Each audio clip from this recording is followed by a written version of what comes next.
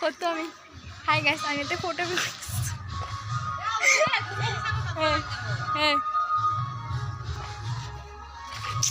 hi guys আমি দোলাখালত মানে ইয়াতে বিয়াত আহি গেলো কইনাটো কিন্তু মকসা আছে কিন্তু মই কইনাক দেখা নাই বহুত দুখৰ কথা হ'ল আমার ধনক মোবাইলটো লাগে কিন্তু দিয়া নাই আমার ধনক মোবাইলটো লাগে কিন্তু দিয়া নাই এটা যে মই আসলে যাও থামা আগাটা সর মারবো